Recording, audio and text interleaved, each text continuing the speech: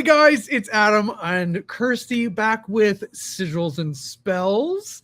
I hope you're doing fantastic. This is a show. If this is your first time, this is a show where Kirsty and I watch through Witch Hat Atelier and sometimes have some really cool guests.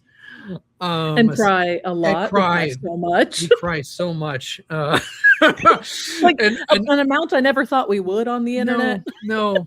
I never thought I would cry this much on the internet. I will be perfectly honest. I'll be really frank here. I did not expect that to be part of the situation. Nope. Oh my God. Well, it's like I think it was the last week where I was like, yeah, we went from Trigun Stargaze where we were crying to Happy Witch Hat. Yee. Where we cry.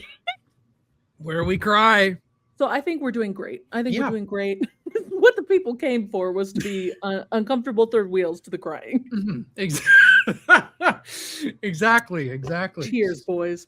Oh my God. But before we get into the watching of the show of episode 10, which is called Double Digits. A Promise in Silver. And I'm sure it's not going to be about the silver wash eyes, and I'm sure it's not going to make me cry, and I'm sure it's not going to be wee Tartah, and I'm sure it's going to be totally fine. It's going to be fine. But yeah, we have an exclusive video with our friend Sean, who plays a very interesting character. Beloved. Really beloved. Who definitely doesn't scrap with kids. yeah, he would never beef with them. He wouldn't be weird about it. No, definitely normal. But yeah, let's throw that to Kirsty and Adam. Oh my God. Welcome.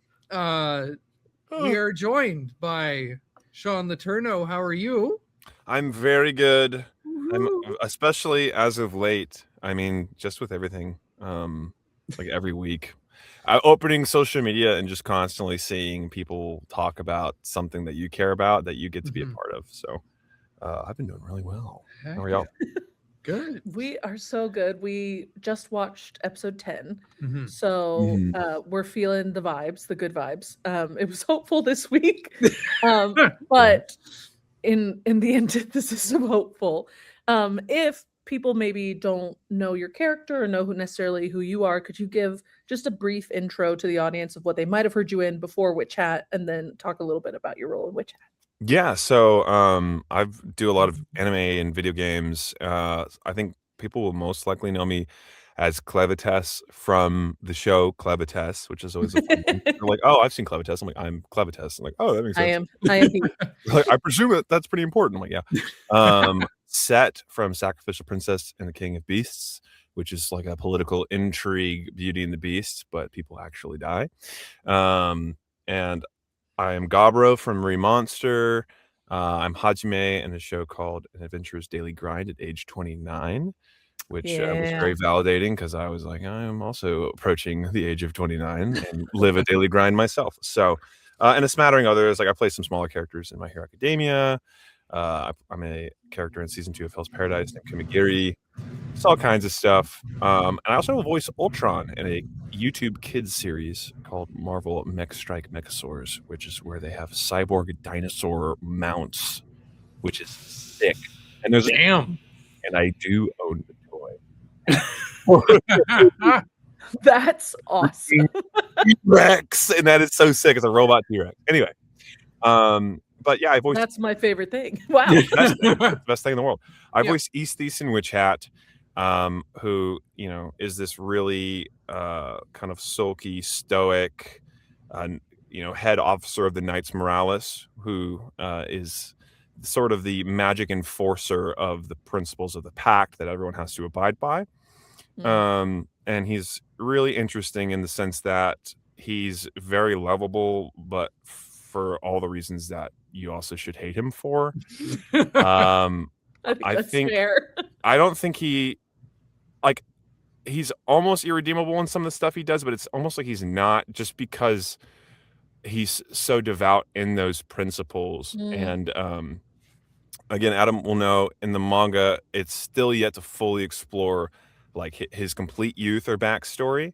So some of the stuff we're going to have to work through, I think, is interesting because we're being a little bit presumptuous in the way that character is portrayed, at least if we're thinking long term. but there's definitely, something really rich and interesting in the background as to why he is so particular with following the rules. Like he's clearly been struck by something that causes him to do that. Mm-hmm. So were you I've familiar? never met a person like that who isn't literally coming from a very particular background. Yeah. Oh my God. So were you familiar with the story beforehand? I was. It's a really funny, interesting story so I didn't read a lot of it. I've read maybe like the first 2 to 3 volumes because they were always on the nightstand or shelves of my girlfriend, now fiance, Marina's apartment. Our first date, she's a creative writing degree. She's huge into fiction, and she had a ton of manga and a ton of books. And she showed me her like archive of stuff in her apartment on our first date. And there was a huge full volume set. She had every up to the current volumes, of which had Atelier on a shelf. And she went out, she's like, this is my favorite series I've ever read. So much so that when we moved in together, she had to really, compress down what she could take with her as far as books. So she sold a lot of her old manga series and books. And Witch Hat was actually the only one that she kept. So I was very familiar with it. And a lot of my, I guess, further lore, like deeper into the series, was kind of secondhand just by having, wayside conversation with her. And then obviously when Crunchyroll released auditions and stuff, I read a lot more into it and fell in love. I already really loved it just off of the aura alone and the art style and the characters. I've gotten really enveloped into the story, and I've just loved it ever since. It's a dream. I don't know. Very weird to be a part of it because it's just something I couldn't imagine doing. Can you But tell I was familiar. Was she like, what was Marina's reaction? Yeah. Well, it was funny because she had a lot of like different headcanons for me. And then, you know what I mean? Like she's like, and so, and also she's biased though. She's just like, I think you're, you got a good voice and you're so hot, and there's so many hot guys who could have like low voices in this show. Thank you, but then I was like, I'm gonna be Easthies, and she was freaking out and she was super happy for me, but I think, I don't know, for her, I think she's like, of course you're in it, because she's so loving and supportive. But for me, I was just, I think for 10 days after I got the initial casting email, I would like just intermittently cry. I really couldn't believe it. Like ran home and I went to her full volume set. I grabbed that volume 9 because he's on the front of volume 9, and I'm like, "What? This is me!" I don't know. I couldn't believe it. But yeah, she was over the moon, and now it's definitely a bragging right. She's like, I know my fiance. That's awesome. No big deal. Yeah. Oh my God. So how was the online reaction when you got cast, and how have you enjoyed the Witch Hat fandom? I love your socials popping off. Yeah. So. Yeah, I love the Witch Hat. Everyone is so nice. There's so many good memes, and the artwork is beautiful because it's already such a gorgeous show and manga. So I think that makes it easy for a lot of talented artists to kind of feel inspired to make stuff. But the fan art has been unbelievable. Everyone's been so sweet. It's been really great interacting with people. And there's so much like theory crafting. Because the story has so much depth. I feel like there's so much conversation that you can have about the show. Sure. So it's been really interesting seeing a lot of that. Like I'll read the newest chapters and then people talk about like parallels to certain things, or they'll show like foreshadowing, or what does this mean? It's just like all really interesting to engage with. But I think mostly I was really nervous at how people were going to receive how he sounded. And I think that's just partially the imposter syndrome of being a voice actor and listening back to it and being like, well, that doesn't sound like him because that sounds like me, and because I'm like, how is me in the show? It's just one of those things. But everyone's been so nice and sweet, and the reception was really, really positive. And then that was another day where I cried a little bit, and so I'm just very grateful. It's been really lovely. Well, let us just also add to the noise and say he opened his mouth and both Adam and I went, "Oh my God." It sounds awesome, because I was like, I'm ready to hate this punk ass bitch, and he opened his mouth and said, I'm listening, sir. I am listening. So we along with the rest of the internet, we're like, oh my God, he sounds so cool. Even when he's being awful, he sounds so cool. So you did a great job. He sounds awesome. Thank you. Yeah. I will say to anybody who's watching, I've seen the posts in the comments that are very down bad. I've seen the edits. I am lurking. Just know that I have seen all of it. You and Joshua Waters floating through TikTok being like, I've seen how thirsty y'all are. The amount of times I've seen some crazy comments. That's all I'm gonna say. I've seen some crazy comments. I try not to do it anymore because it's so many of my friends and colleagues. But back in the day, brother, y'all would have found me in the comments too. So no judgment here. No. I mean, I'm the same way. I'll watch and qifrey speaks. I'm like, God, he sounds so hot. Yeah. Or Orugio, like Reggae with Orugio, just everything all the time. tall glasses of water in this show. That's what it is. He's up a bit, qifrey. I heard that. I was like, He started talking. We all said, I need a fan. It's so good. It's so good. But it's just such I see you. Yeah. So Sean's lurking and he sees you, and basically what it sounds like to me is you're asking for even more memes. I'm not. Yeah, I'm in full support. I saw somebody. What was it? A couple days ago.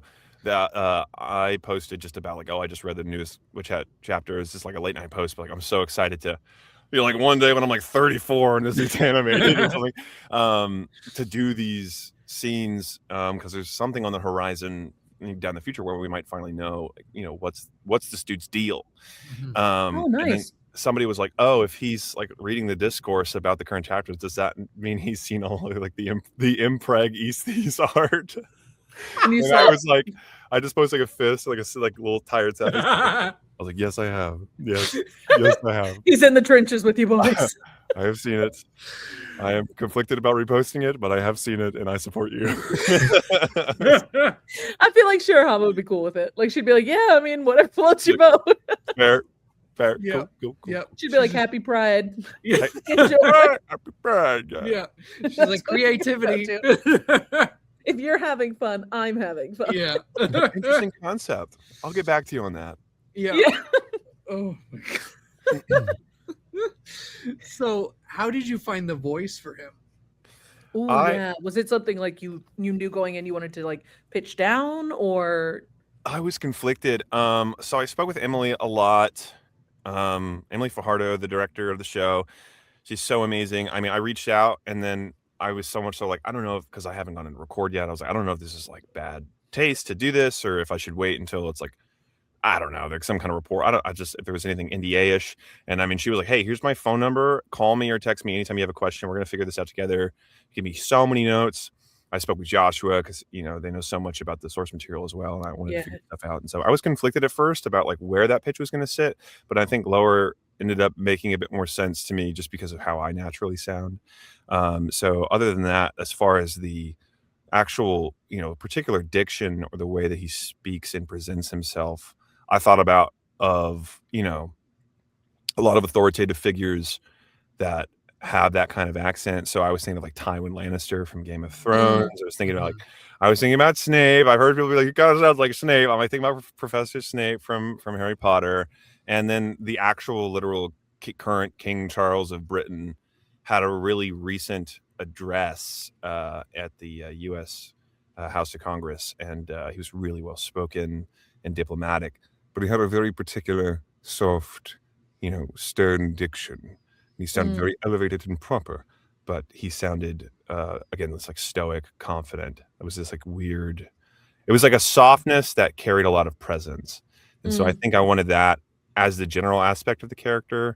I even floated like a possible French accent and other accents to Emily, but obviously I think with all the other knights, also living in the same Great Hall and area, I think it made more sense to do more of like the classic RP British. So we landed with that as well. But that was usually how I landed the character. I mean, every time I drove to the studio, I would just listen to that address and I would just kind of like repeat the actual King of England like over and over again in my car because I was just nervous that wouldn't translate, and I hope that it did.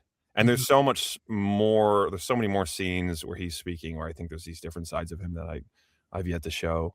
Because right now we just have him like at work, basically. Yeah. And I'm excited to explore a little bit more of that when he's like speaking among peers or speaking among superiors, which is really interesting.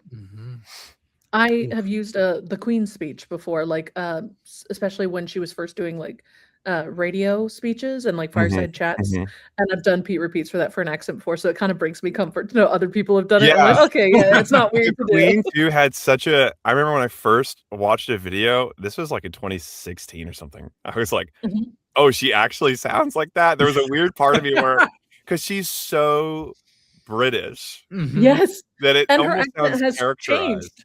Yeah. Like you listen to her when she's young, and which is the kind of sound I was going for, but like listening to her in her last 5 to 10 years of life, totally different sound. Yeah. So I just, whenever people get really snotty about accents, I'm like, if the Queen's accent can change, anyone's accent can change. Oh, so totally. Yeah. language is always changing. But that's mostly the experience I went through crafting the character. I think I was more concerned with the diction and the presentation of it all, but that lower sultry kind of seemed to fit, because I feel like if I tried too hard to do like a higher pitched floaty affectation, which I did think about, I just don't think he would be as authoritative or intimidating as he should have been. Sure. 100%. And do you find you typically work more in your lower register, or is it kind of a mixed bag? I do. I think I have a new character to my big mate that's coming out soon, and hopefully people will hear a lot more of like my higher range, because I do feel like I have a little bit more of a higher vocal range than I get cast for. But I think that's just because I naturally have a deeper voice, and there's more of a dynamic range you have with that. So yeah, I think I get cast as lower voice characters more often. And to that credit, there is a part of me that, like growing up when I was in middle school and I started to want to be a voice actor, I always, romanticized about being like the cool textured low voice, aura farming villain. I loved like Travis Willingham, like Keith Silverstein, and these people with these sort of like textured voices that sounded really cool to me, or even like Liam O'Brien in some shows. And so I think it's one is just I naturally sound that way, so I get cast as that more. But I think another part of it is like deep down, I'm like almost making myself turn into the person I want to be seen as. Hell yeah, dude! Hell yeah! Because when I started doing voiceover, I was like, my voice. Actually, you can hear it. If I was 19 or 20 and I was doing auditions, my voice sounded way higher. And I don't know if it's just because I got older or because I've literally trained my voice to have more resonance. And now a role will be up for grabs, or it will come out and I get cast, and then everyone goes like, oh, that's such a Sean role, but I feel like it's such a deep voice.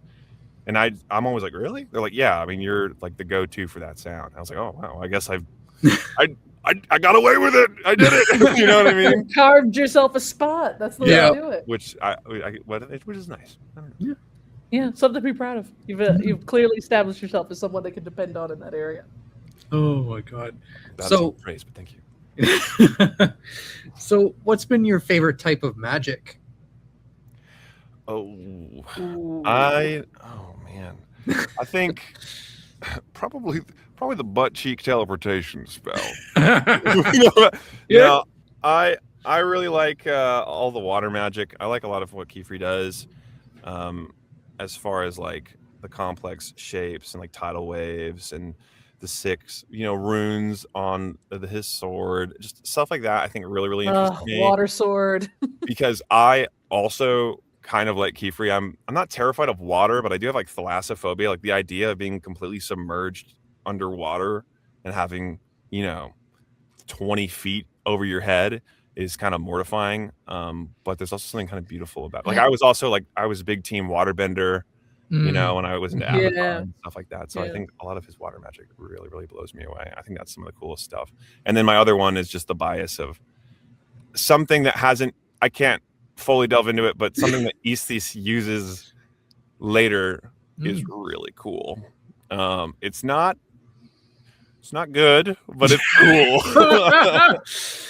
I feel like that's Easthies in a nutshell. It's not good, but it is cool. It's not good, but it was pretty sick. The aura is there. So he does strike me as someone who aura farms. He's got the hair done, the hat aligned, like he's ready. I mean, every panel he's ever in, he's like hitting the face card is never declining. Literally, every time he's literally like he's trying so hard, but he's not. Oh, that's the crazy part. Exactly. He's like, I built myself like this so I could wake up this way. I'm not stressing about it anymore. Somebody beat that into that man. I don't know. Yeah, like you're a military brat. I don't know. There's something there. Again, I want to know. I want to know. I think that's part of the gravitation to it, though. Too is everyone's like, he's so mysterious. Obviously, we need to know more about him. Yeah. Oh my god. That's how they get it. Do Get you what, have? Kirsty? I don't know what you mean. Do you have a favorite episode so far in the series? Um.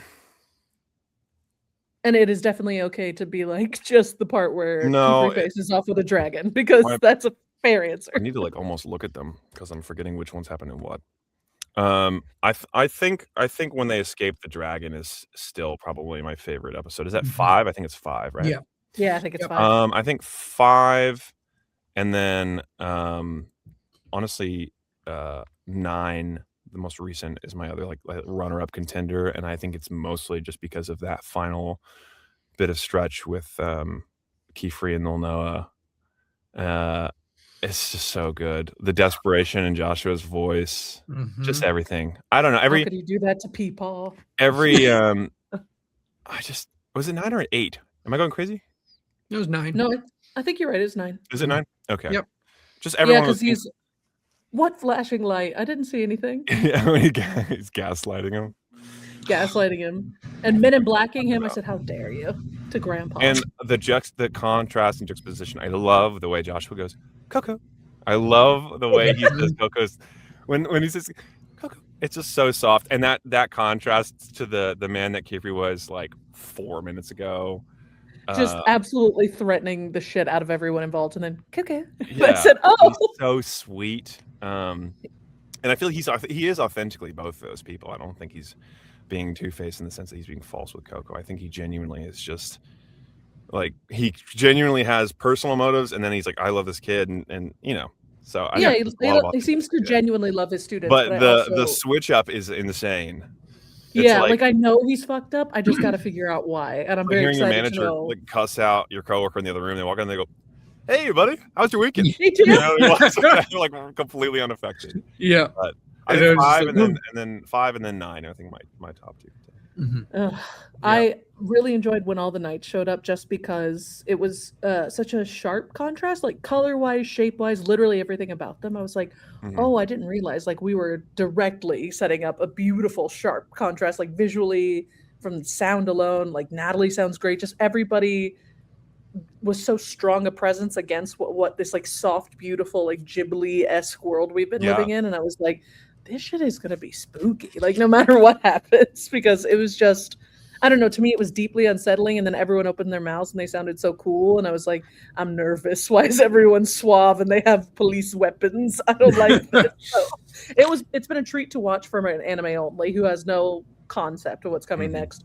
Adam, on the other hand, is just like wiggling with every episode. So I imagine you're kind of in the same boat. Equally as gratifying, because now I'll watch an episode and be like, oh, there he is. Like you have the anticipation of like, I know it's going to happen, but you just don't know how they're going to portray it. And it's been such a beautiful adaptation every time. You're like, God, that looks way better than I thought it was going to look. It's insane. And like, it's the same thing with episode 5. Like that whole dragon thing was 2 goddamn panels of the manga. Yeah. It was a single like page turn. Yeah. It was literally. Oh, and they said, let us make this the baddest bitch sequence in anime in the last 5 years easily. The music is so good. The score really accentuates everything. Or like anytime Ewan is on screen, it's like super eerie. Yep. And Aaron, oh my God. Oh, so I good. just really want I just really want to be able to like listen to the soundtrack on my record player. I really if there's ever like I have a huge, that's the thing about me, I have a huge record collection. I only buy like the colored, like limited press vinyls. If I can, I get the ones that are like only 250 ever made, this, that, and the other. Yeah. I have a huge credenza where I get to thumb through them. It's fun for hosting, but 100%, if there's ever like a Witch Hat OST, like deluxe LP, I will be buying that. And I will 100%. Be forcing everyone to sign it. And I just know it's going to be so pretty. So it's going to be worth it, if nothing else, to just frame up the cover on the wall. Yeah, completely. It looks so gorgeous. Straight up. So how would you best pitch Witch Hat Atelier to someone who hasn't seen it? Ooh, I feel like this is an excellent closing question. To be like, all right, you got to pitch this shit. Good luck out there, boss. What's your elevator pitch? What I usually start with is just that it is one of the most visually gorgeous shows I've ever seen in years. I mean, it's I've said to multiple people, I'm like, it's movie quality animation in an episodic release, which is unbelievable. But I don't know. The magic system is so unique and interesting. It brings fresh life into just the classic idea of like, you're gonna be a wizard, Harry. But there's so much whimsy and beauty that you can like innocently fall in love with it, but also again, especially later, I keep saying this, but there's so much like moral and ethical and like societal commentary that's really really rich. I think with a lot of anime, which is, a great thing, but also, sometimes they'll lack like this really deep substance and kind of the portrayal of like the human experience. Like they'll have great principles and it's a beautiful story. It's very entertaining and it's easy to get attached to the characters. But I think Witch Hat is one of those where they really feel like people in the world and like the cities feel alive. It feels like when you're reading the story or watching, again, especially later, it's going to keep saying that. The characters that we watch and witness are so important to the story that we're witnessing, but it still feels like even if they weren't there, the people around them, like life is going on without them there, essentially. It's kind of like if you've ever had a really good video game will have such a rich world building foundation that the story you're in is compelling, but as you're experiencing the world, you can just see that like it would go on without you, whether that story was happening or not, and just feel so alive. I think Witch Hat encapsulates that really, really well. So I don't know a single person that hasn't like watched the first episode and be like, this is gas. So I guess that would be that's my pitch. I don't know. Every time I talk to people about it, I just ramble fanatically anyway. So. You said, I would like to talk to you about her Lord and Savior. Yeah, but also for me, when I do it in person, it's a little weird because it's like, they're like, yeah, but you're in it. You know what I mean? Shut up. That's not the point. Listen to me this time, please. Okay, then I guess my segue question to that would be, besides your character, who is your favorite character? Oh, he's not even. I won't listen. I'm not listening. You and Adam can talk about it. Really? Yeah. I got it. Go ahead. Okay. Belderroot. I like Belderroot. He's great. I think he's super sick. Just the whim. I don't know. It's like the classic, almost like not Mad King, but just like the high grade magic, the mastery. Yeah, and him teasing the shit out of Qifrey. And you're also so happy. You're seeing like who Qifrey, like how he became that person just through Belderroot, the way that he is. But again, like many of the characters, I think he's really multifaceted. And I also think it's nice that like the chair that he uses is super cool and unique. The art design of everything is really interesting. And I feel like it's a really underrepresented character as well, somebody who isn't 100%. Fully abled but also is really really powerful and respected. I just feel like that doesn't happen super often without them just seeming like a completely helpless person. Like it's a part of his character, but it's not like it doesn't really completely define him. I think that's cool. They definitely, especially this last episode, I believe they really are starting to explore those ideas more with the silver wash and everything, which is one of my favorite parts about Witch Hat is you're good. One of my favorite. We do parts this every couple of episodes. Yeah. Oh, really? Where people are like, I want to talk about something that's a spoiler. I'm like, I will be back. Yep. Oh my god. But yeah, one of my favorite parts about Witch Hat is the disability representation. Yeah, it's and really how cool. it's handled. It's incredible. And that's why I like a lot of the show and the story in general, because there's so much of that with like, there's also the commentary of like, societal and like class differences. Yeah. And whether certain, I guess it's like modernity versus traditionalism when it comes to like the pact and people questioning like, well, this is the way we've always done it. This is what's keeping people safe. And they go, yeah, but like, is there no nuance to any of this? This is something we talk about a lot because I don't have the context for it, so I have many questions. I have many questions because that, part of me is like, they explore all the time. That becomes a huge theme, and a lot of people have personal development. But again, I think that mirrors real life. I mean, we have our own societal norms and foundational rules, and as time progresses, there's a lot of uncomfortable discourse. And you're like, okay, but who are you helping and harming? And like, are we really weighing all the options? And is there not more nuance to these decisions? And I think this story adds a really fun way to represent that concept. Mm-hmm. So if you ever decide to run for political office, just know we're all here listening. I am not corrupt enough to want to do that. You'll just voice the political ads, right? That's what you'll do. I've hesitated auditioning for some of those too. Just 'cause it's like, I think it would be hard, especially people who are like, "Oh, I'll voice for any candidate." I said, "Girl, you're braver than I could ever be," because I'd be like, "No, I would do like a local can't. Joe Schmo. I would do like a local, like a county mayor or something like that. You know, I would do like the Collin County mayor. I would do that. Yeah. And even then, I heard that guy's kind of a piece of shit. I was watching one today for a local rep, and I was like, "Yeah, I'd vote for this guy," and I was like, "That's not even my county." So I don't live there. Yep. Sit in the ballot anyway. I'd like to mail it in. That's what everyone assumes is happening anyway. Anyhow. Oh my God. Sean, thank you so much. Thank You're you a so star. much. We appreciate you talking with us after a long ass day of work. I would do anything. I really would. I would have done this at 2 a.m. I really would. It's been a pleasure. And you know what? We would have, because we're simps and we're like, can I talk to you about anime for a second? Please talk to you about anime. Please. You got a minute? Yeah. Well, if people want to send you memes and or tell you how great you were in the show, where can they find you? I'm on Twitter, or you can call it X if you're nasty, but I don't know about all that. Instagram, I have a TikTok, but I don't use it, but feel free to send me stuff. I don't know.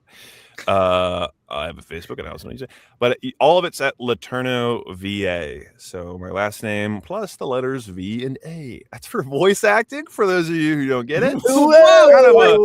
Kind of a little fun fact for you. Whoa, big professional. Crazy. I'm glad that my name is on screen, because otherwise I would have said good luck spelling Letourneau.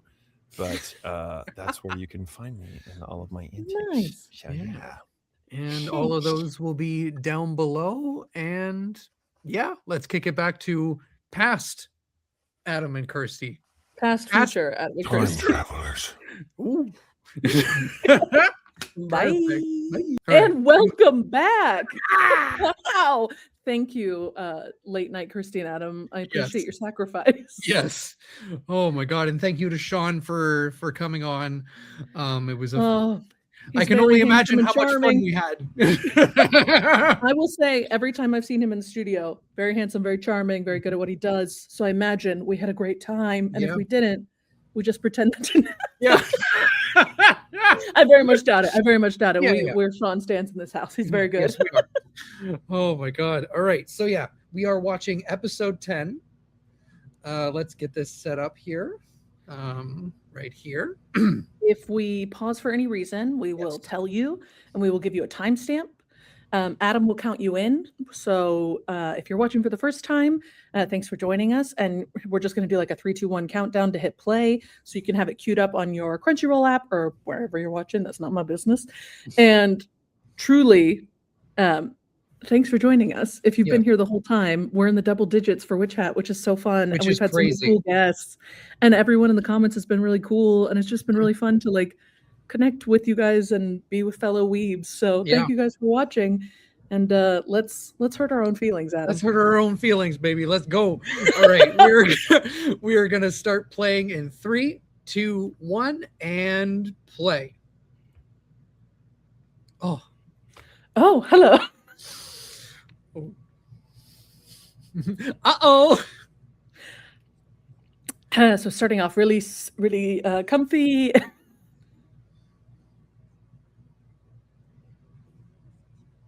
You know, let's keep our questions to ourselves. Oh. What the fuck? Oh my God, that scared me. Answer. He's so ooh-woo-woo. Yeah. The moe energy is strong. Sparkling away. Yeah, we have a very ill child as well. Qifrey, please focus up. Remember. Oh, okay, that's fine. Maybe. Oop. Stop eating stew every day, Qifrey. What did she say? 3-year-old stew? Yeah, 2-year-old stew, yeah.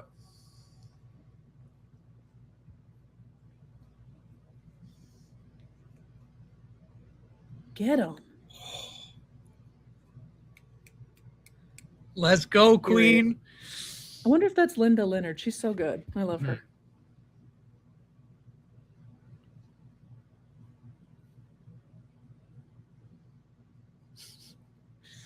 Part of me was like, whoa. Yeah, I said, Tartah.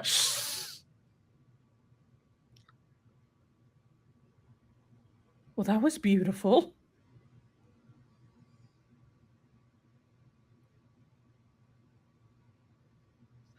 Wait a minute. I don't either. I thought we couldn't do healing stuff, you guys. What the fuck is going on here? No one was there. Qifrey, I have more questions.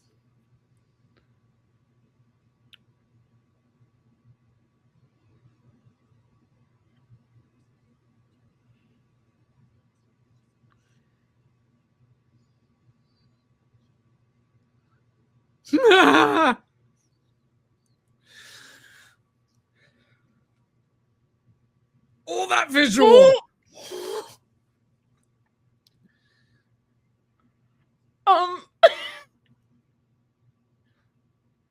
That's definitely not really upsetting to have the bells tolling.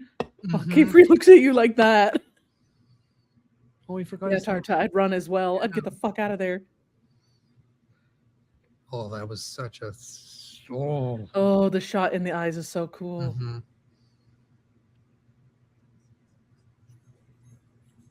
Chilled me to the bone. Yeah, because he's crazy, and I can't wait to find out why. Yeah. Exclusively.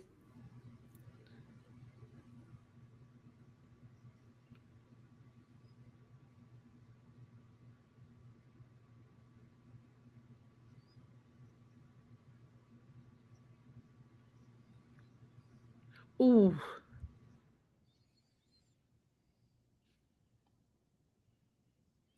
That was a great sound. Oh!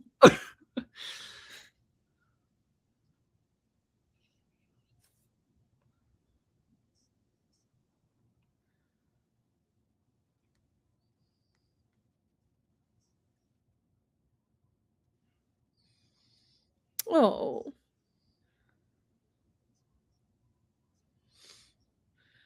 Ah.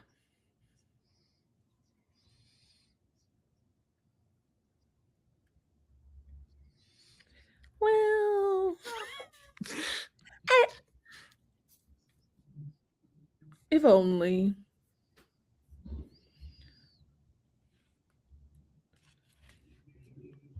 Jesus.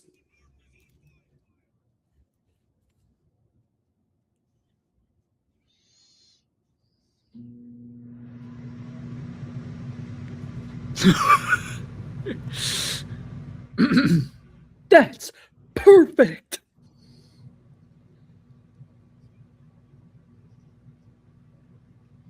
Please, he's just a twunk. Stop holding his arm that tightly. Hi, Coco.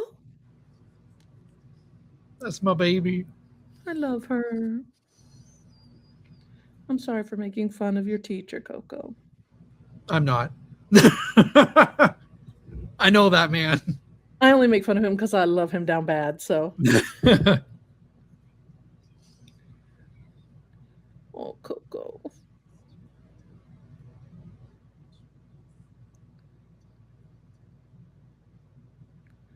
Oh, Coco.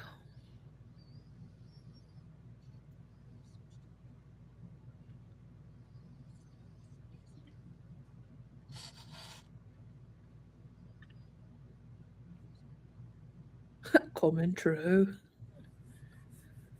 Oh, I love him. He's so sweet.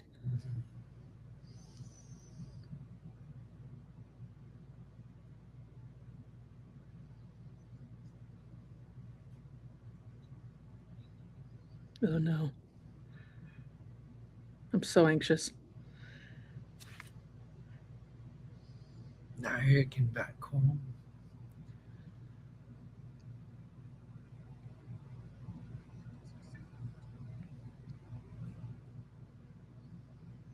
Coco.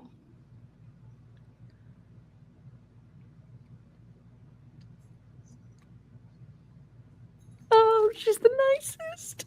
Oh, She's just a wee babby. yeah.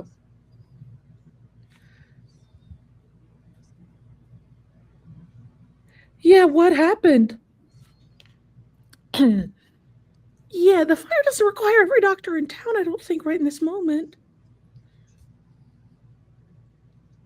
Me too, wondering how long children will be left alone.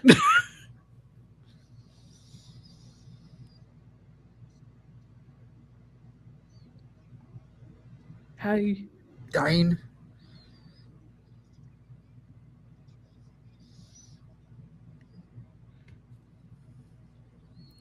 Oh, but Bubba, the colors.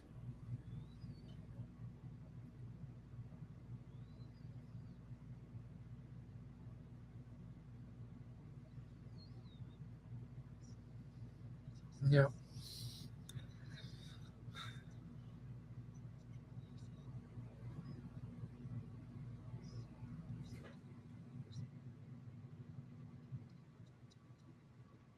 Oh, I love him.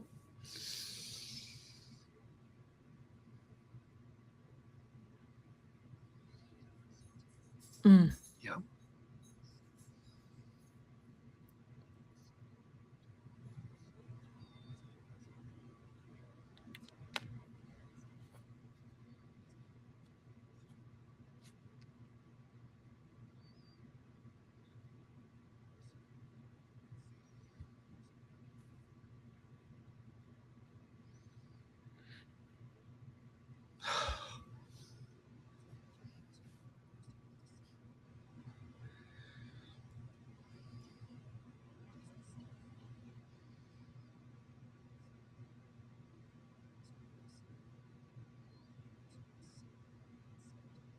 Oh, man. Emily.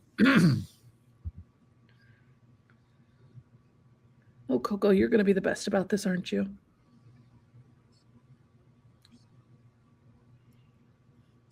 What a good kid.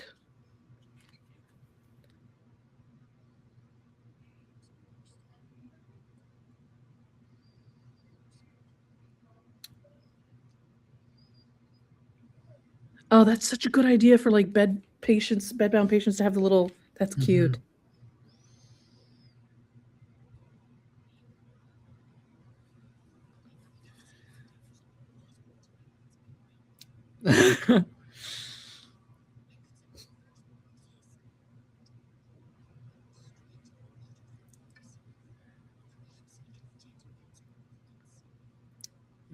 Yeah, that's Whoa. my boy. Oh.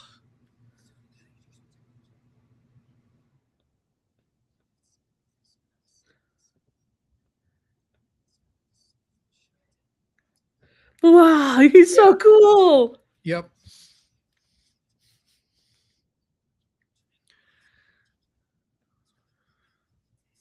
You're so cool.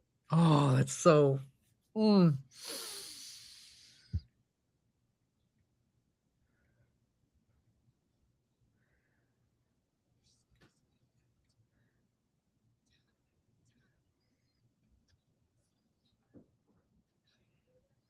Oh.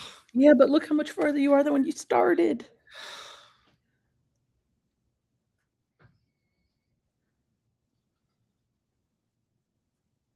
Oh, the sound of the water. Oh. Yeah.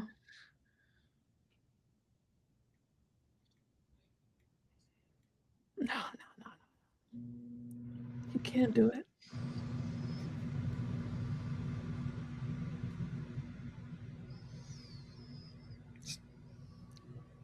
Oh no. Oh, here we go.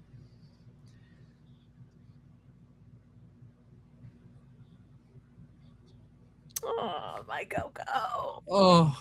And a pen that I've been carving. You're so cool, Tartah.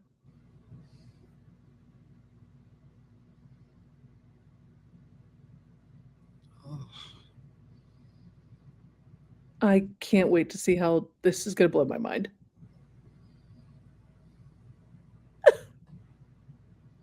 Good kids. I love their friendship. I know, right? No, you dingus. She's thinking about you. Yep.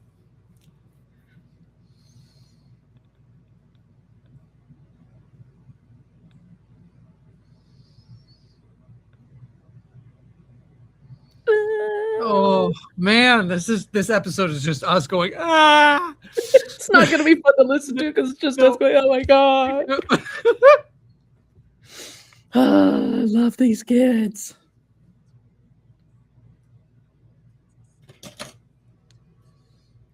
Me and Tartah have the same question. I'm not as bright as you, Coco.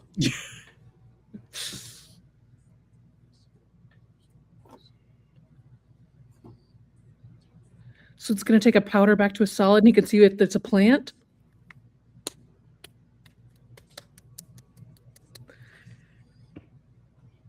Cool. Yeah.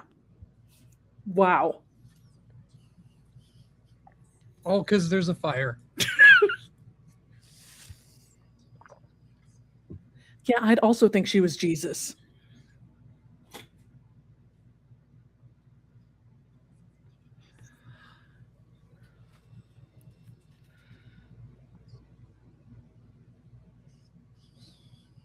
Start to kind of draw. Oh, her little. Oh, Is it, God. is it really shaky and sick? Yeah, dude, you got mad skills. Now you can use it for your magic. Oh, I'm so happy for him. Oh, the little hair falling. Shut up, bugs. I love you guys.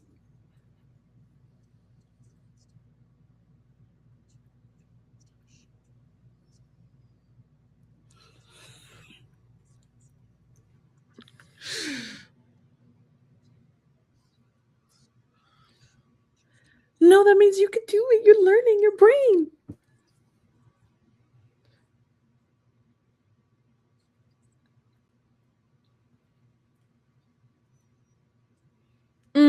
Oh. The lessons in this episode are so good. I'll have Yep. second helping. Yummy. Oh, the music is so good. Dude. It's so hopeful, but like cautiously hopeful. Oh, this is so joyful. Oh, man. Wow.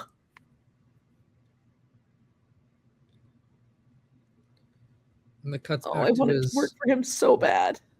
His little hat.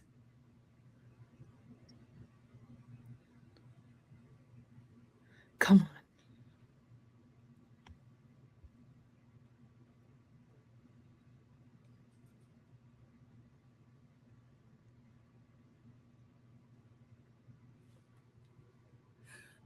Oh.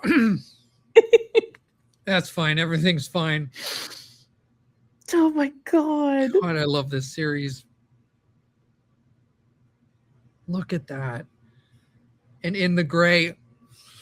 Oh, I have chills everywhere. Oh. Yeah, you did. Oh, look at her. Oh. He said, oh, sorry.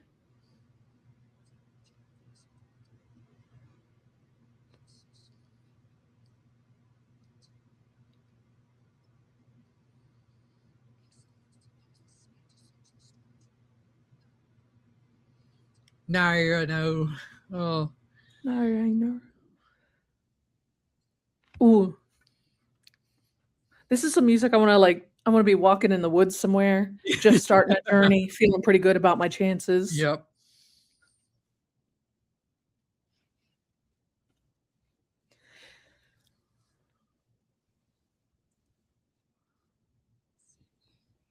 This is beautiful. Oh, I'm fine. Oh no, don't cry.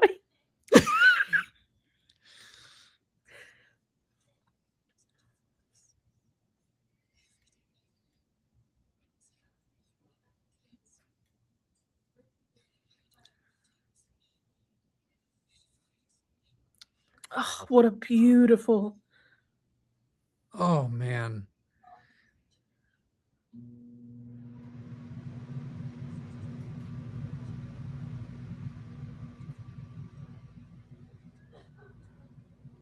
Uh-oh.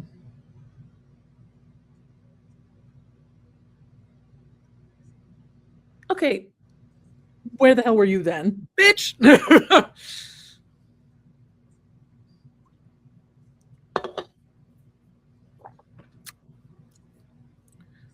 Catch me trying to care. Yeah. He was doing something good. Mm-hmm. Exactly.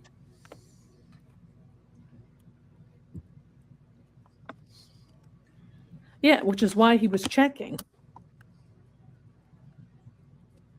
You were right. Period. Yeah. Well, now that I've yelled at you, would you like a career path? Yeah. Mm. She's so small. She's so cute, but she said, pretty Yep. sweet.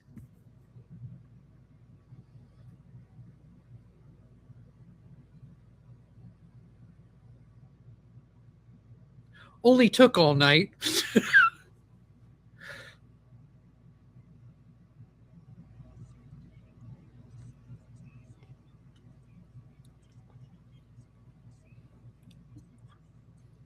People like you are the reason they don't want everyone to know about this. Exactly.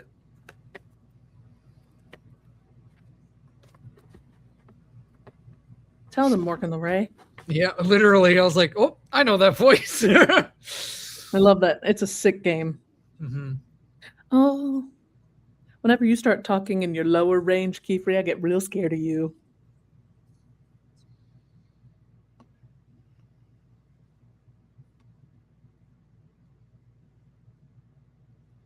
Need your babies. Oh, I'm not okay. She didn't want to be alone, and he said, I'm not going.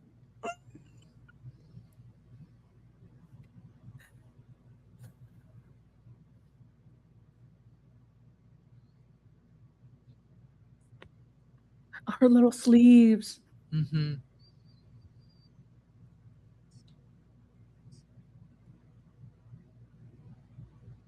Boy, take some credit.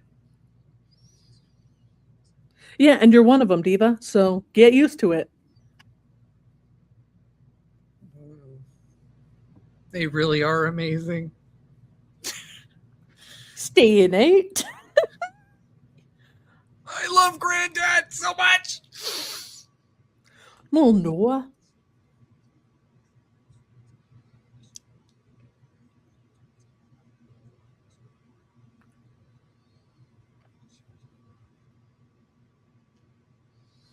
Qifrey, you gaslighting motherfucker. He said, flash of light. Don't gaslight yourself. The fairy's leaving.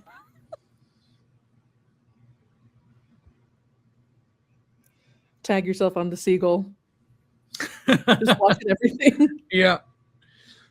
Being in everyone's business.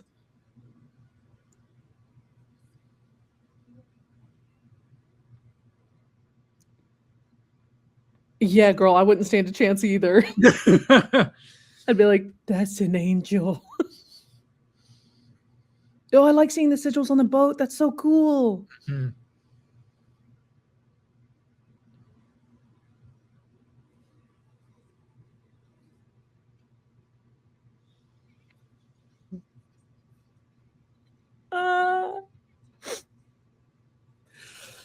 Oh God. That's awesome, buddy. Yep. That's awesome.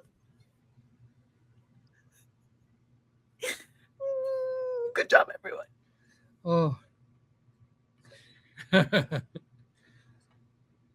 Oh, the flip back to silver is so cool.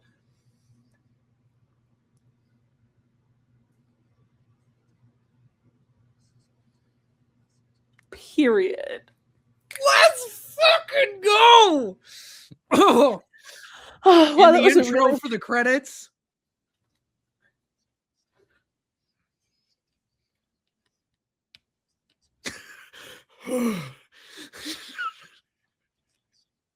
Grandpa said, literally, could you paddle a little bit? He's like, I've been up all night. Good dad, though, making sure she's not too tired after being sick.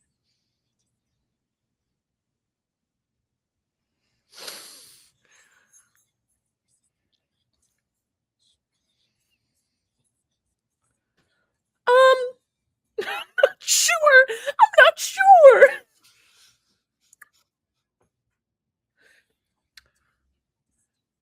You know, I like the thought, and I feel like we could research that more with some professionals. Did she just greet her in Danish? That's Yes. so cute.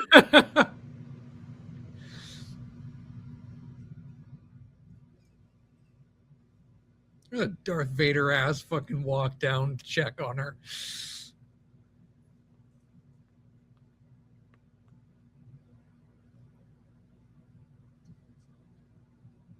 Kellen. Holy hell.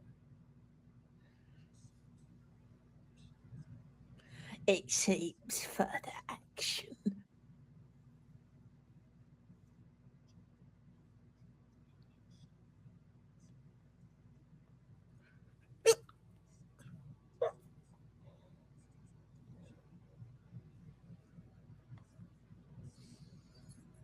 Oh no! Wait, let's stay on that ending frame of everyone so happy and all my happy babies together in the field. Stay there. Oh my God.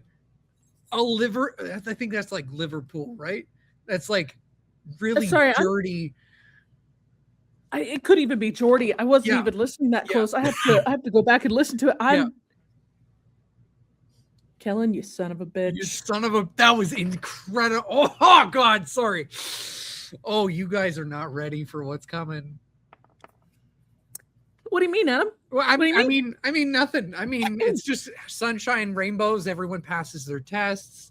Everyone is happy with their lives. What do you mean, Adam?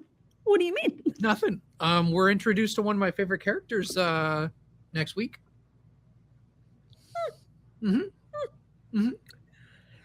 Great. Can't wait. They're all going to be fine. And they're definitely not ruining my perfect little image of all of them running together in the field that I'm going to screen cap and save. Yeah. Because it's special. Yep. All my little pookies. Mm-hmm. And so nothing bad's going to happen. Nope. Nothing bad is going to happen. And I think Egwin won't let me down and will continue to be crazy somewhere else and not hurt my children, I'm sure. Yeah. They're like, oh, Coco's feeling better. Perfect. I'm gone. Leave her be. She doesn't need this right now. Exactly. How did you feel about that episode? The embodiment of forbidden magic? Mm-hmm.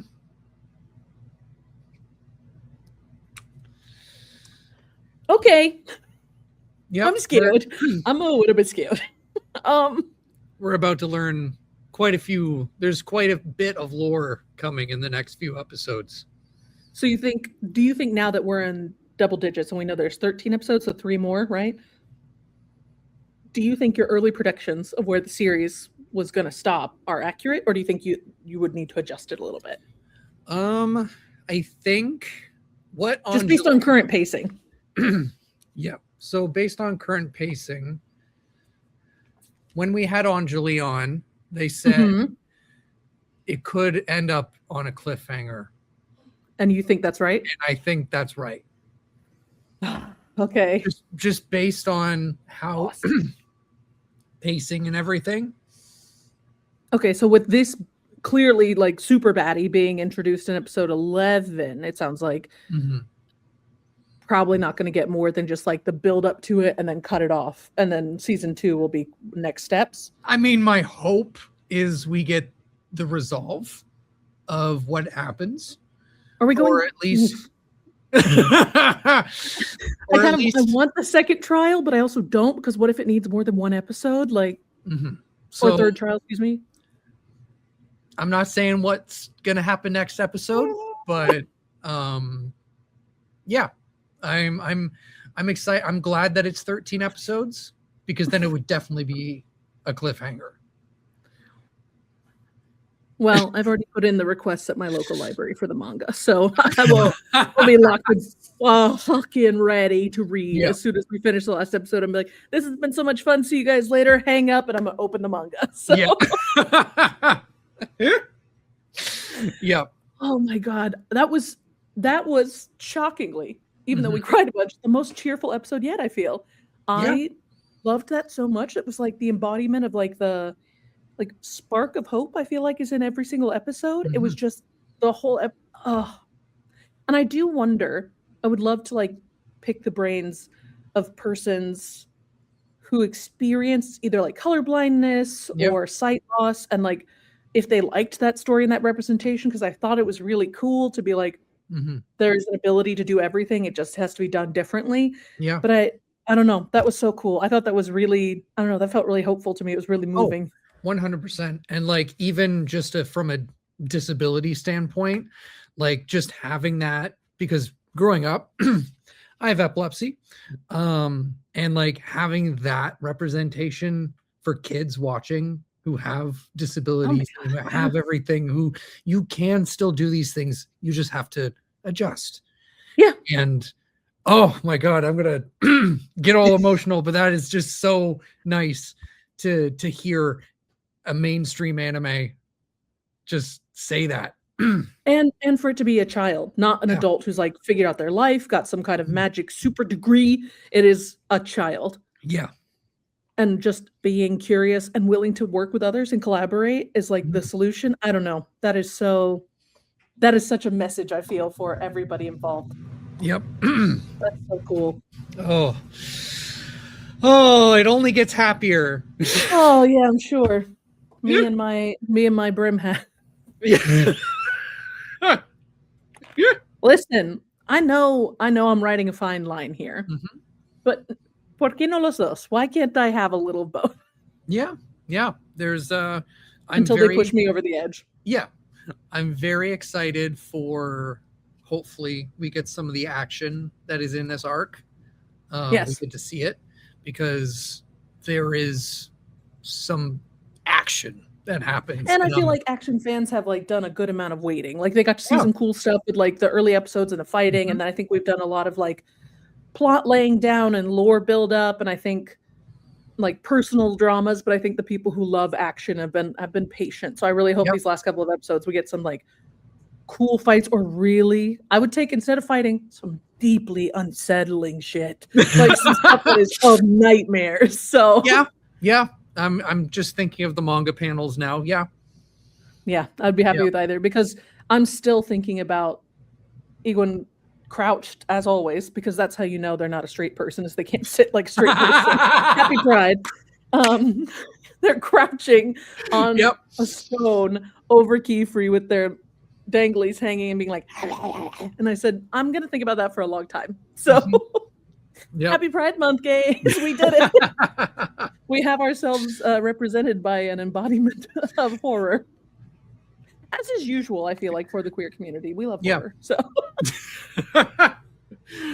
I'm really excited. I'm really looking forward to it. But I guess we're going into 11. So on a cheerful note, and I'm not worried, and I feel great about it. We're going to have a great time. That's one more soldier in our corner with Tartah. So I'm a happy camper. One more child who's going to be all right. Yep, he's gonna be great. He's just a happy little guy. Even if he's being gaslit by everyone around him. Oh, dude, that like, what do you mean?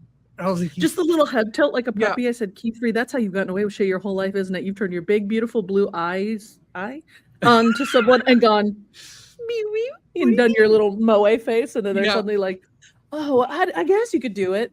I see you. I know what you are. Mm-hmm. I know what you are, qifrey. Oh my god. Well, let's do it. Thanks again, Sean. Yes, Appreciate thank you again, Sean. Thank you so much.